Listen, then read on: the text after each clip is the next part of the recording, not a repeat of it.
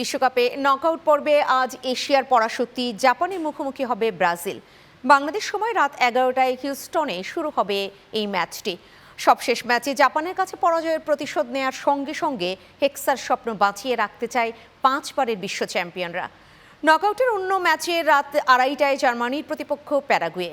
এদিকে নকআউটের প্রথম ম্যাচে দক্ষিণ আফ্রিকাকে 1-0 গোলে হারিয়ে প্রথম দল হিসেবে শেষ 16 জায়গা করে নিয়েছে কানাডা। বাকিটা জানুন ডেস্ক রিপোর্টে। চলমান 23তম বিশ্বকাপ ফুটবলের জমজমাট আসরের গ্রুপ পর্ব শেষে নকআউট পর্ব শুরু হয়েছে। লস অ্যাঞ্জেলস স্টেডিয়ামে এই আকর্ষণীয় পর্বের প্রথম ম্যাচের অন্যতম আয়োজক দেশ কানাডা 1-0 গোলে দক্ষিণ কোরিয়া আফ্রিকাকে পরাজিত করে প্রথম দল হিসাবে শেষ 16 স্থান করে নিয়েছে। ম্যাচের ইনজুরির সময়ে এস্তাকুয়োর গোলে ভাসে কানাডিয়ানরা, সেই সঙ্গে বিশ্বকাপ থেকে বিদায় ঘটালো আফ্রিকান দলটির।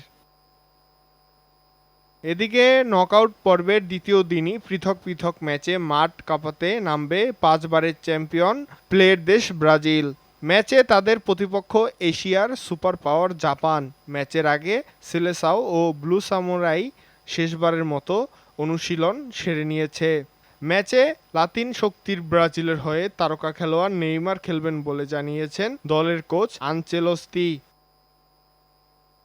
4 বারের শিরোপাধী ইউরোপীয় শক্তি জার্মানি খেলবে লাতিন আমেরিকার প্যারাগুয়ের বিপক্ষে।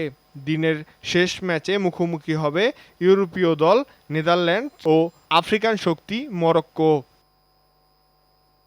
শাহরিয়ার আরাফাত সোহান, চ্যানেল 9 নিউজ ডেস্ক।